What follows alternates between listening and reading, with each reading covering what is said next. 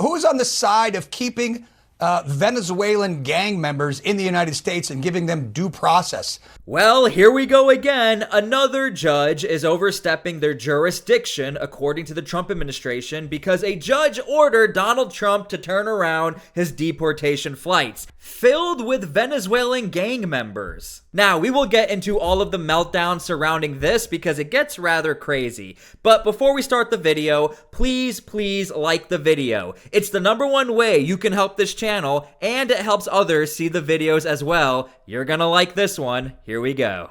Just hours after Donald Trump tried to use an 18th century law to deport 5 Venezuelans, a federal judge halted Trump's order. Now, the White House yesterday invoked what is called the Alien Enemies Act to deport suspected members of a Venezuelan gang. The act hasn't been used since World War II, when it was used as a legal basis to intern people of Japanese, German, and Italian descent. All right, so I think you know where this is going when MSNBC is only referring to the men as Venezuelans. But I want you guys to understand this because it's very important. This is what the White House is saying. Tren de Aragua, which is a Venezuelan gang, is a designated foreign terror organization with thousands of members, many of whom have unlawfully infiltrated the United States. I want you guys to remember infiltrated the United States because it's very important. But I think it's important to understand with the Alien Enemies Act of 1798, what's the genesis, the thing that moves it. The president has the ability to quickly detain and deport immigrants from a hostile nation, either during times of declared war or when a foreign government perpetuates an invasion or predatory incursion into the United States. Now stick with me here because I promise it's worth it and I want to hear your opinions down below. Okay, first things first, what's a predatory incursion? Well, usually within the context of the Alien Enemies Act, it refers to a hostile, warlike attack or raid, often smaller than a full-scale invasion but still involving armed activity, and a threat to territory. A threat to territory. Now, let us verify again, this organization is a terror organization, so if you're a part of a terror organization and you come into the United States illegally, is that a threat to a territory? I'll leave that up to you guys. You can leave it down below in the comments, but I went even further. Let's say, again, you are a part of a terror organization and you cross from the US-Mexico border into the United States. You have Immigration and Nationality Act, you have the Patriot Act, you have criminal charges, you have military or civilian detention, you have deportation and blacklisting. I mean, we can go down the list of how serious it is when you are involved in a terror organization coming into the United States. Venezuela, is not a hostile nation to the United States, at least not in the sense that we're looking here. We don't have a declared war with Venezuela at the moment, at least that I don't know, unless in Donald Trump's head there's one. As a foreign government, what invasion is it perpetuating, right, or what predatory incursion is it making into the United States? So folks, you understand how he's abusing and twisting the law on its face by the words, but come on, words have meaning and that applies. Now, we will get to the whole, if you're a Venezuelan citizen and then you join a terror organization and now you're in the United States, does that mean we send you back to Venezuela? We'll get to that later, but I want to point out this is the judge, Chief Judge James E. Boasberg. He is the one who made the decision that, you know what, I'm going to lay the hammer down. This is not constitutional. And I want to remind everybody, he is a district court judge of the District of Columbia. David, I want to get your first thoughts. This was something that we thought was going to happen, but now he's obviously taken this step. Just what do you think about that? Yeah, listen, bravo, right? I mean, who is on the side of keeping Venezuelan gang members in the United States and giving them due process? If you are a violent criminal alien and you are in our country, I want to get you the hell out of the country as soon as possible. I'd like the president to use everything at his disposal to round up violent criminal aliens, put them on a bus, on a plane, on a boat, whatever, and get them out of our country. And anybody who doesn't take that stance, I think needs to have their head examined. All right, so buckle up for this one because I'm going to show you guys the Democrat talking position. Now, it's rather interesting because Democrats actually do agree vastly that you should send home TDA because they are a part of a terror organization and they came into the country illegally. However, the question is for Democrats, if you are Venezuelan and you came into the country illegally, should you also be deported on these flights? And Adrian, what are your thoughts? Obviously, there's still some legal questions around this. What if these people aren't criminals? It gives a lot of, as Kevin used the word sweeping, it gives them sweeping power.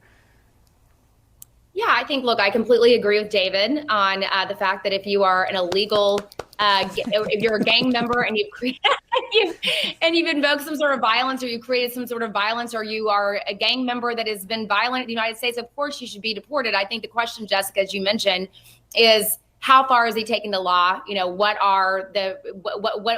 is he stretching the law too far beyond what the confines are? But I think that will be determined by the courts. So again, this is another issue where Democrats only half agree with Republicans. This is called an 80-20 position, and we will get into the statistics and polls of Democrats later in the video as far as their inability to actually get on board with what America wants. But this is what another Democrat has to say as far as deportation flights and these Venezuelan terror members.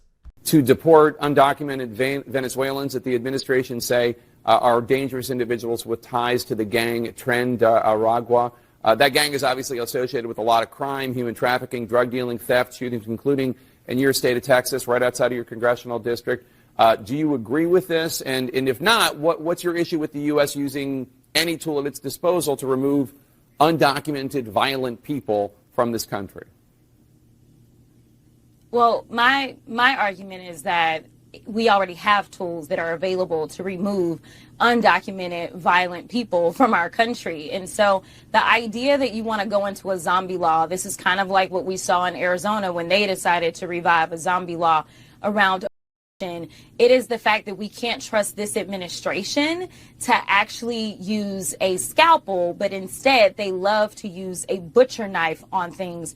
And so giving them this wide latitude to just kind of go across and just claim that anybody is anything is wrong. And so we do have courts, we do have processes, we do have laws, and we should just go ahead and use those. There's a reason that nobody else has decided to go back until into Adam's times in order to try to find ways to make sure that we can keep our country safe. Now look, this is a simple observation. I don't know if these news anchors or these Democrats are doing this on purpose. You'll notice they will only refer to this organization as a gang, merely a gang. However, the United States has identified this gang as a terror organization, which to me amplifies and heightens the threat level as far as, hey, maybe we should be a little more rapid of these designated terror organizations in the United States. That would be like if one of the biggest enemies of the United States from the Middle East is just chilling in Colorado and we're like, you know what, let's do due process, we're just gonna let them chill and then we'll send them to the courts. All right, so let's talk about district judges. There's a lot of conversation out there on how much power these district judges really have over Donald Trump. It turns out they actually don't have jurisdiction over Donald Trump. Now, even though this judge is under the District of Columbia, I'm going to show you what Scott Jennings has to say. I've played this clip before, but now it's so much more relevant.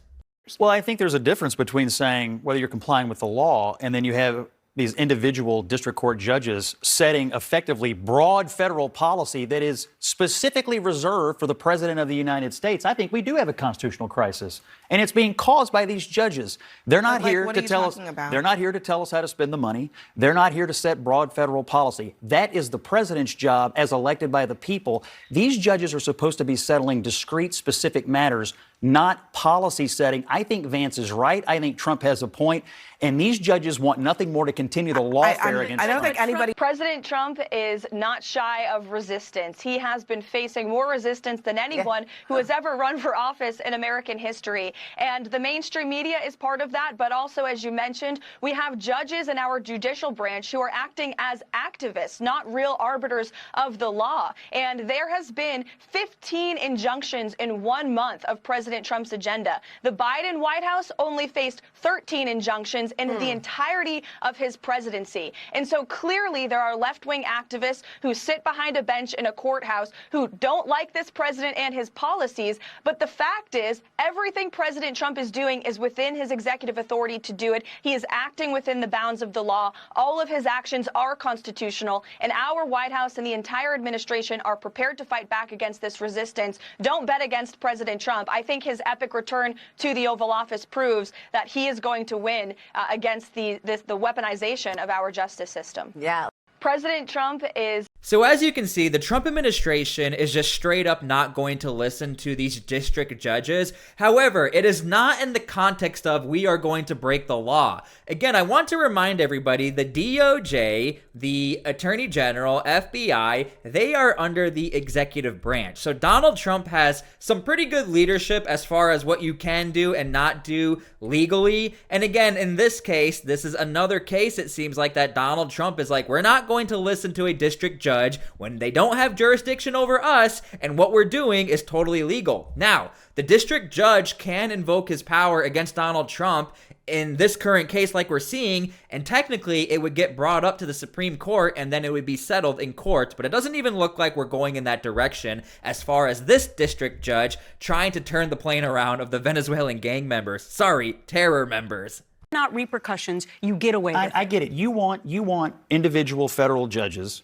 who hate Donald Trump. No, I don't. To tie him up for 4 years. No, I don't. If you want a big Not at policy all. questions decided, let the Supreme Court do it. But in the interim, the executive has to be allowed to govern. Am I wrong about that? Well, you're supposed to comply, but Scott's absolutely right in that the court cannot say you have to spend these dollars today. So as a governor, I dealt with this. We got things challenged in state court and federal court. It's all judge shopped, by the way.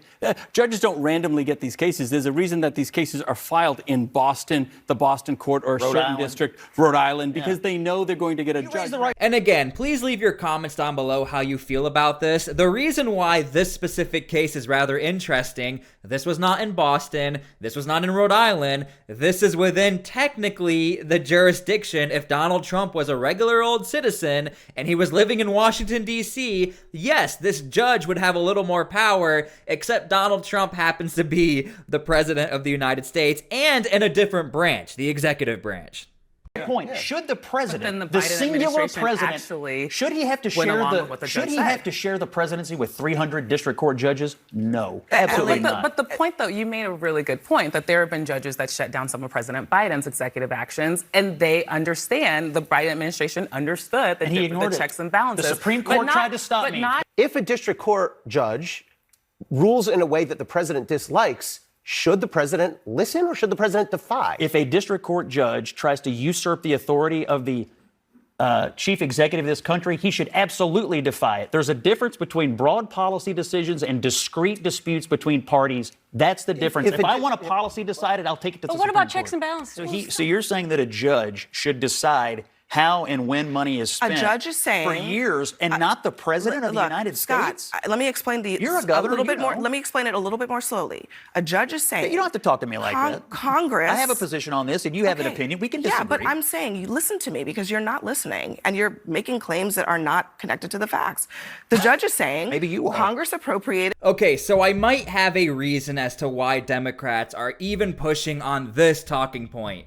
This is because new polls and statistics came out that Democratic voters want their electees, whether in Congress or Senate, to push back on Donald Trump even more. 77% compared to 4 and 19%. Too often, right amount, not enough. This means we are most likely going to see more of a pushback nearly on every single policy. Now, this specific stat you're seeing on screen was in relation to the government shutting down. This means that Democrats wanted the government to shut down to use as a bargaining chip against Republicans. So just to let you guys know, that's how intense Democrats are willing to get. Even on shutting down the government, I am willing to make a claim and statement based off of the polls and statistics. We are probably going to see a lot of pushback like we are already seeing from Democrats on this specific point of the deportations of Venezuelan terror members, which I know sounds insane, but we have to look at the stats and the numbers to realize this is why individual members of the Democratic Party are sort of sticking their necks out and pushing back on Donald Trump. All right, so if you are still watching this video, I really appreciate it. Thank you so much for all of your support. God bless you, thank you, and we'll see you guys later. Thank you again so much.